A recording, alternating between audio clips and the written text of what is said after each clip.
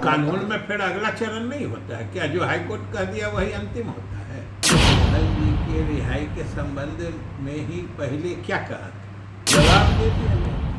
क्या आप वो लोग जो सवाल पूछेंगे जवाब दे दिया जाए। हम लोग जाति आधारित गणना हर हालत में कराना चाहते हैं।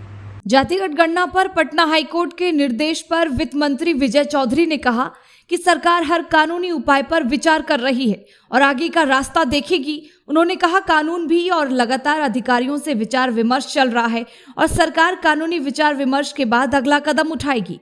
आनंद मोहन की रिहाई पर उन्होंने कहा कि सरकार पूरे मामले को देख रही है और उसका जवाब देगी।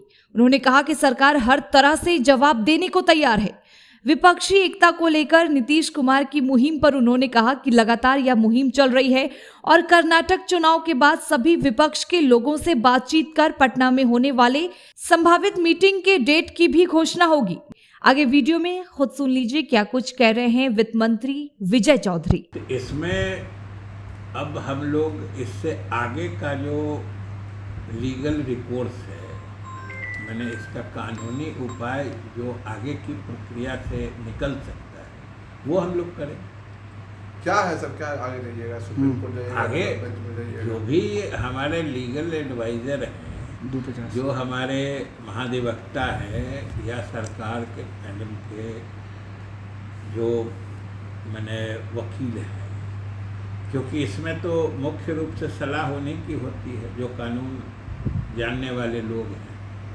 हम सरकार की तरफ से सिर्फ यही बता सकते हैं कि हम लोग जाति आधारित गणना हर हालत में कराना चाहते हैं और इसके लिए जो भी प्रयास करना होगा हम लोग करें।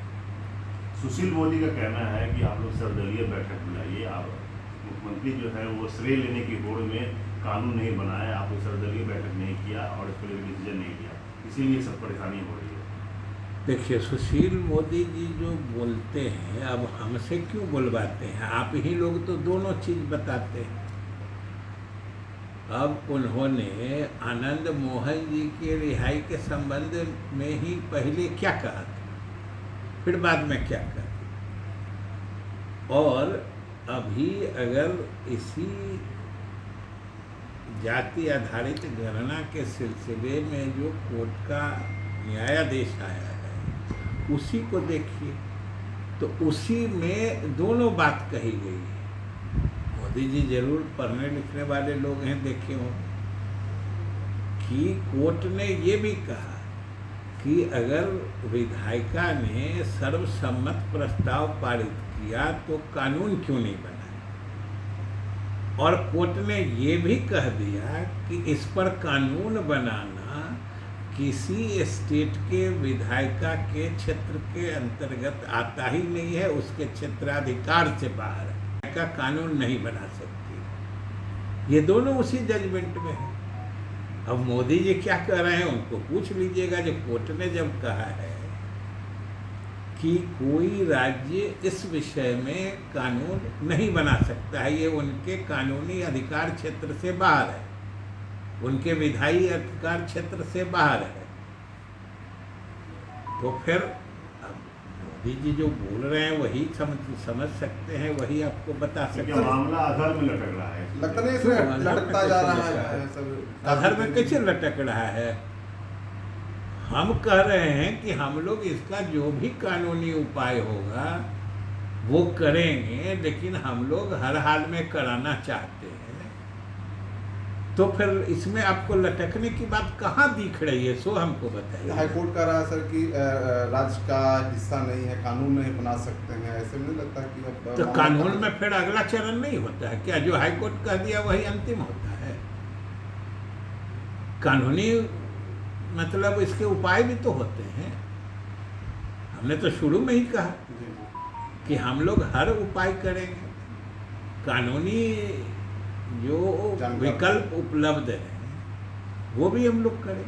कहाँ तक पहुँचा है विपक्षी एकता की जो बात है, मुहिम कितनी आगे? ये तो जग जाहिर है कि कहाँ तक पहुँचा है।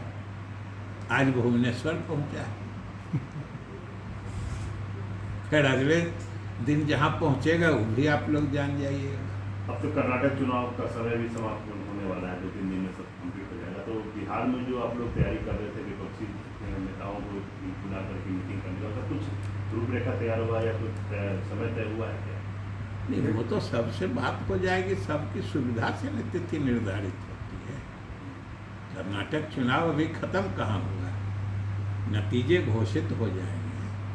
फिर जितने लोगों से संपर्क हुआ है, जो लोग भी विपक्षी एकता में रुचि रखते हैं, उन सब की सहूलियत देख कर तिथि का भी निर्धारण हो जाएगा।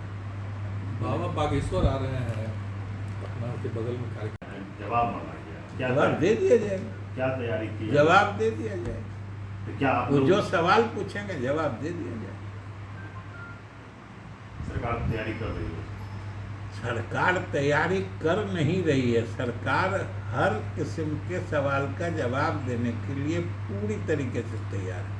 परफेक्शन IAS, UPSE और BPSC फाउंडेशन क्लासेस के लिए समर्पित संस्थान। यहाँ आपको UPSE selected and interview appeared faculties द्वारा गाइड किया जाता है। Separate batches for Hindi and English medium. 65वीं और 64वीं BPSC एग्जाम में 69 और 107 रिजल्ट्स एवं 66वीं BPSC एग्जाम में 131 रिजल्ट्स हासिल किया है परफेक्शन IAS टीम ने। परफेक्शन IAS, कुमार टार, बोरिंग रोड, पटना।